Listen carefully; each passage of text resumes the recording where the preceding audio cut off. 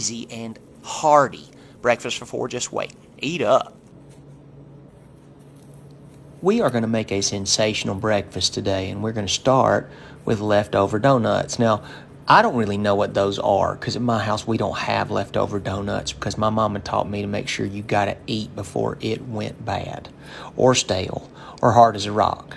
So I did not have these lying around. These are not leftovers. These are just some that I picked up at the store to make sure that we could have something to make this recipe with. But you just start with 8 regular donuts, super, super simple, and you just break them up into pieces. Each one of them about, an inch or so. Just cut them up, tear them, do whatever. You can use regular, glazed. I started to pick up some cake ones, but I didn't know how they do with the recipe. I know these are going to be amazing. So I got a few in here. I got some icing, I got some sprinkles, I got some just plain old glazed, and gosh knows you've got to have a chocolate covered in here. I got to keep people's attention, and that is absolutely the way to do it. God, I love those. These are real soft, real tender. We usually use this recipe to make sure that if you've got like stale bread or something that's been around for a minute, that it uses a lot of the moisture to make it nice and soft again. But we don't have to worry about that. These are still real good and fresh. There's that last one. We'll get that 8th one busted up and on the way. Ooh, I love this.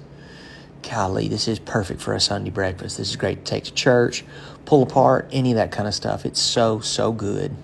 It is a little messy to make, though. I won't lie to you. All right, now then, we're going to fill the sides of our pan with these crumbles that we got going. Because that middle bowl right there, that's going to be where we're going to mix up all of the wet ingredients. We've got our dries in here with all these donut segments. And I am so excited about this. I have loved this recipe for absolutely years. Anything you make with a donut, whether it's like the bun of a sandwich or something as fun as this, I am all on board. Here we go. Just kind of gently put it in there. You don't have to mash it down real hard because we're going to be moving it around a little bit whenever we get all mixed in. There we go. Next, we're going to come in with 8 eggs. Count them, 8. 2/3 of a dozen. Just go ahead and put that in the middle there. Beautiful. Now then, we're going to add just a cup of milk. That's it. That's all you got coming in right now. It's just whole milk. Just add it on in there. Oh, I love that. I love it whenever it blends together like that. So pretty. Great, great, great. Next up, we've got a 1/2 cup of granulated sugar. That's 1/2 cup, okay? Just pour that right in there. Plain old white sugar. If you want to use brown, that's fine, but I much prefer to use the white.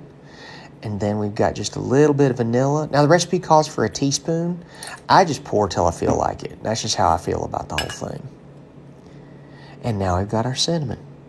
And I cannot get enough of the cinnamon. You can tell how much I use, just how empty this bottle is.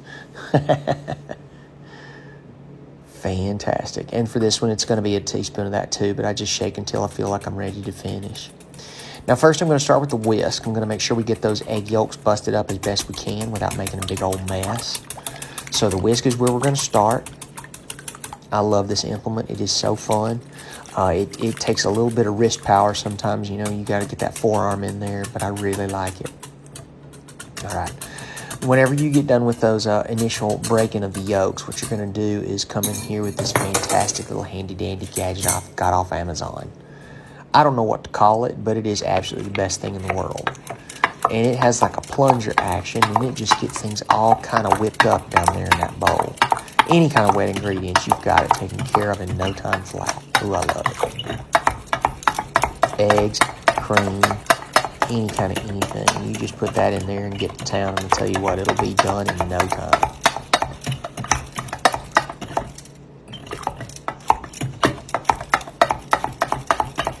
All right, just about that time we get all these nice and blended. You want to make sure you get that just as mixed as well as you possibly can. You're still going to have just a little bit of that cinnamon floating on top, but that's just the way it goes. It doesn't blend that well. Perfect. Now we're going to get all of these crumbles down in the middle there. Beautiful. Got a Renegade. Some fly off the side there. He won't last long.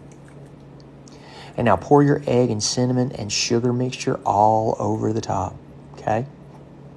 Now you're going to leave this in the fridge overnight to cool, kind of chill and soak up all that goodness, all right? So maybe like 6-8 hours. Cover it with aluminum foil.